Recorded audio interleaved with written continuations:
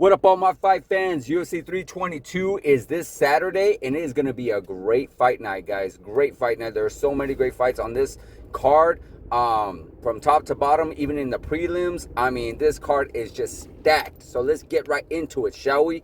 You have in the main event the new champion of the world, JDM, taking on the welterweight, making his welterweight debut, Islam Makhachev.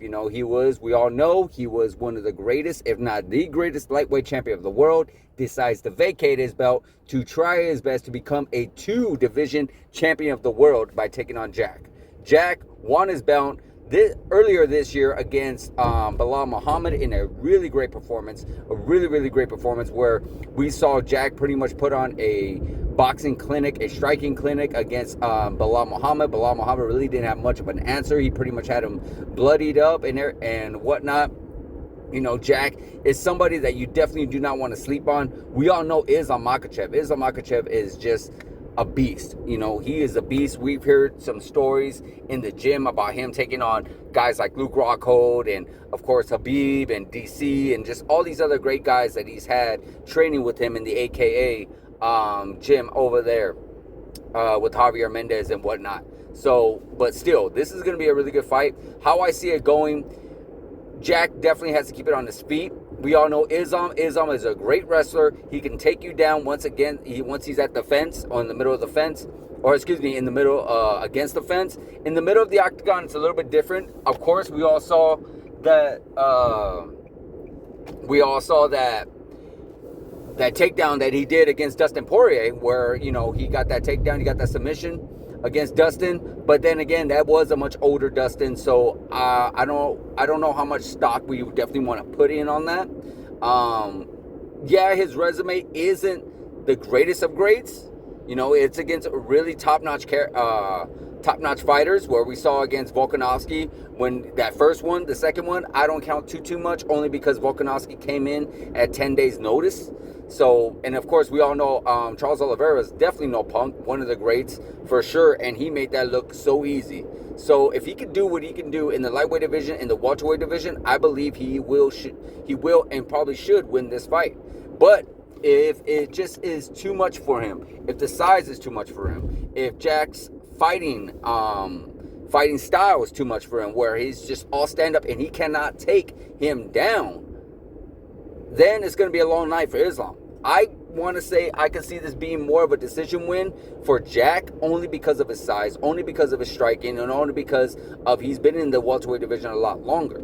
I know Islam, he's just going to walk around. He's not going to be really cutting weight and whatnot, and he's used to fighting bigger men. But then again, that's practice. That's in the gym. That's not really where you have your belt on the line or money's on the line or you're in front of all your family and friends. You're just practicing against other bigger men. You're not necessarily losing or winning against them. So this is going to be a very different fight, in my personal opinion, guys. So Islam, he definitely needs to utilize some of his striking. He needs to keep Jack guessing nonstop. That's my thing. He needs to constantly keep him guessing whether he's going to stand up and strike with him or whether he's going to take him down. If he could constantly make Jack very uncomfortable, where he just does not know where this fight's going to go, where the fight's going to take place whatsoever, then it's going to be a very easy night for Islam Makhachev. I can see it possibly being a fourth round submission. I don't see him winning by knockout. It's possible, because again, Islam Makhachev is a really good striker. We saw what he was able to do to Volkanovski, regardless of the fact that it was 10-day notice. So it's still going to be a very good fight, guys. I feel like Jack could edge this one out if he could just keep it on his feet, which I feel like he could. We saw what he was able to do against Belal Muhammad, even though Belal Muhammad didn't necessarily go for too many takedowns, but when he did go for some takedowns, Jack was able to stop them. He was able to keep himself standing, and he was able to keep the fight more of a striking match. So if he could do that, I definitely feel like Jack should be able to get the victory in this one.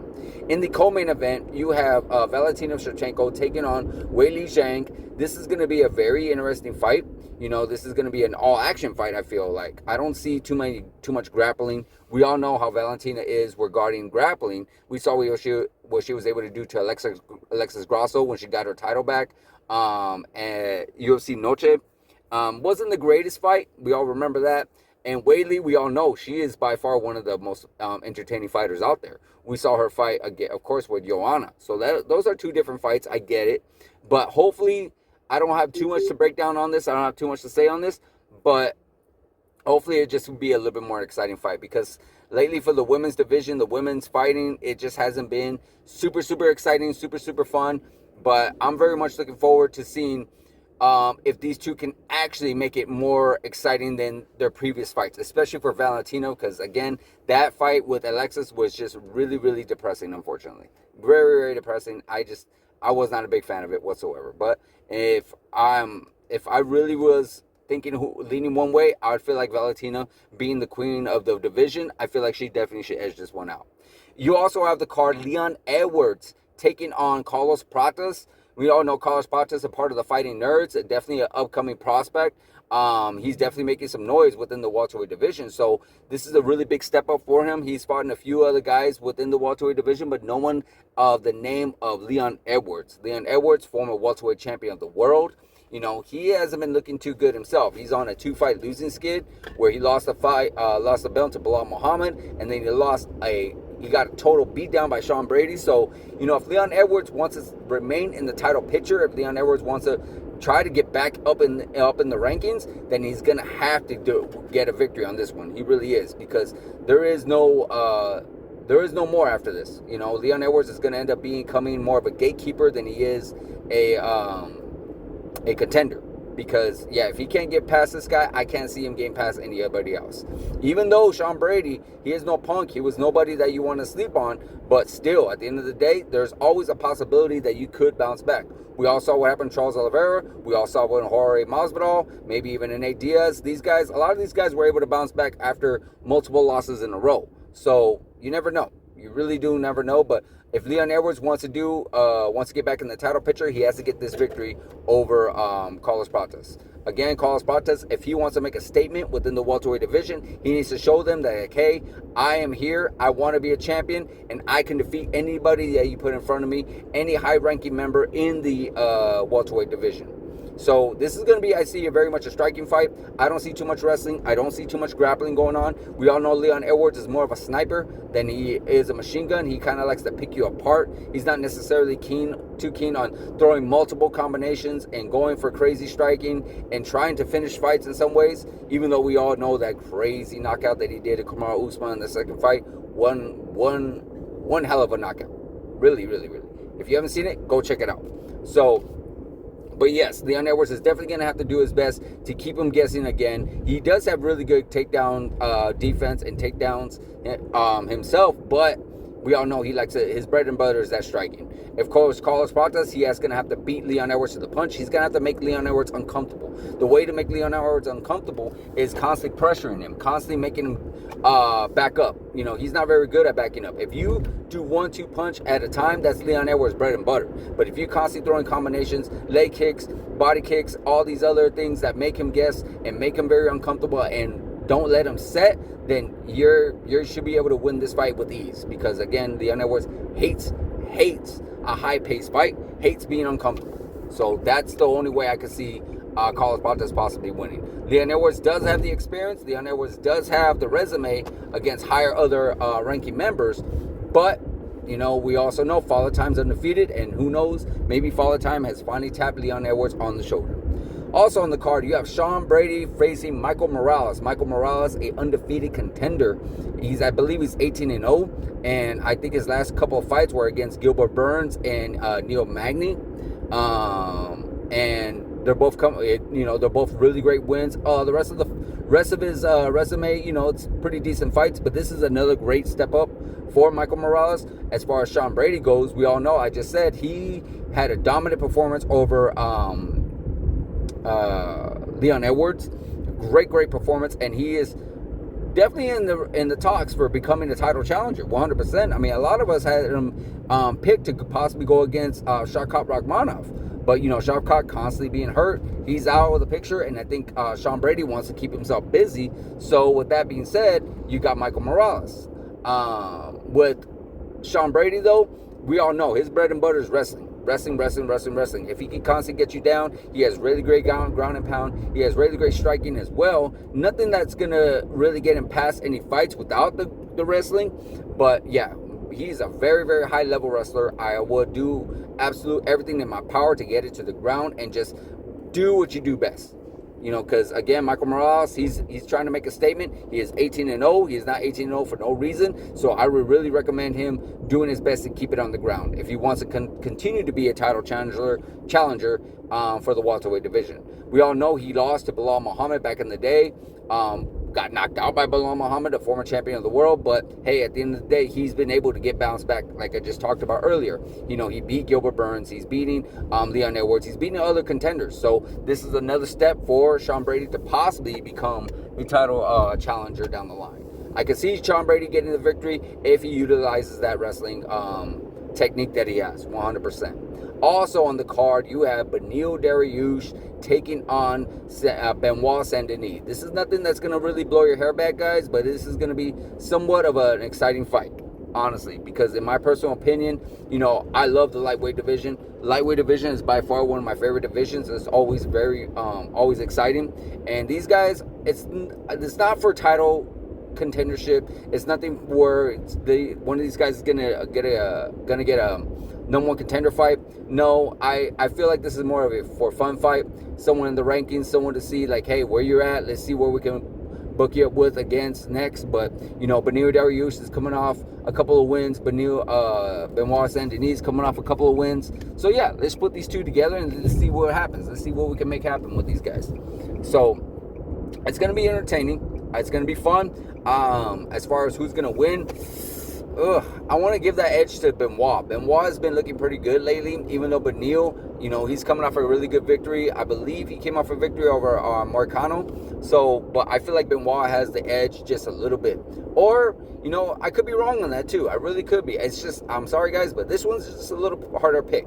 It really is. You know what? I feel like Beneil. I feel like Beneil, he's been in there with a lot more tougher fighters. He's been in there with a lot more tougher challenges, even though he's lost to a lot of them, like Arman Tsarukyan, not Dustin, that was Benoit. Arman Tsarukyan and Charles Oliveira. And, you know, he was at one time pegged to be a number one contender to fight Islam, but, you know, things just always end up not working out in his favor. But still, nonetheless, he's a very, very tough opponent. He does not give up, and I don't see him giving up now. I see him possibly trying to do his absolute best to work in a number one contender fight. And, you know, if he can continue to get past him, if he can continue to get maybe 2-3 more fights, he could very well be in talks. Very well. I mean, I know it's a stretch. I know it's really, really reaching, but hey, you never know, right? You really never know. So I would honestly think Beneil might get this one. In the prelims, you have Bo Nickel taking on an opponent, Vieira. I'm not too familiar with this opponent, but we are familiar with Bo Nickel. Bo Nickel, one time a heavy prospect in the welterweight division, the middleweight division to challenge for the title. But we all know he had that unfortunate loss to De Ridder, RDR, and ever since then he's just been, I think this is his first fight back, I want to say. I think it is. I think this is his first fight back. But yeah, since then, you know, he got humbled. You know, we all know he got humbled. He was talking a lot. He was talking about how he can out-wrestle Khamzat Chimaev, and he was talking about how he can do so many other things. And, you know, we saw when he was trying to just become a striker, and we all know his bread and butter is the wrestling. Probably one of the best wrestlers, if not the best wrestler in the middleweight division. But yeah, he just got humbled by IDR with that knee up in the middle where he got hurt really, really bad, and the fight was stopped. I think it was in the first round, if I'm correct. So yeah, now I think he just needs to start over a little bit, start from scratch a little bit. And, you know, he's not like literally starting from the very bottom, but it just kind of work your confidence back a little, you know, show him that like, hey, I need to develop more. I maybe was trying to rush it a little too fast because, you know, you don't want to try your best to just skip over the line and go straight for the title, because 9 times out of 10, that really doesn't work. That really doesn't. We've seen a lot of people do that. We've seen, you know, guys like Darren Till do that. We've seen guys like maybe even Umar. You know, at one point, Umar challenge. You know, he didn't go straight through the line like he did with all these other guys to fight Merab, and he ended up losing. I mean, yeah, I get it. He lost by, his hand broken and everything like that, but he was winning the first couple rounds. But still, I feel like he would have done a lot better if he would spend a little bit more time developing his technique. So that's what I feel like Bo Nickal needs to do. Take on 2, maybe 3 more fights before trying to jump into a title contender fight. Or maybe even 2, maybe 2 or 1 or 2 fights, just to see where he's at, to build up that striking, because you do need to be a well-rounded fighter if you want to ever become champion. If you want to become the highest level, the highest of high levels, you need to have high-level striking, high-level wrestling, high-level grappling, high-level jiu-jitsu, and whatnot. That's my personal opinion, guys, but there you have it. It's going to be a very fun fight night, UFC pay-per-view 322. It's going to be a very exciting fight night. It's going to be a very exciting time to see all these fights. I definitely recommend it from top to bottom. All of them are going to be exciting. Let me know who you think is going to be winning. Let me know who you think is going to be the new champion of the world. Just let me know, guys, in the comments. Like, subscribe, hit that notification button, and I'll see you guys in the next video.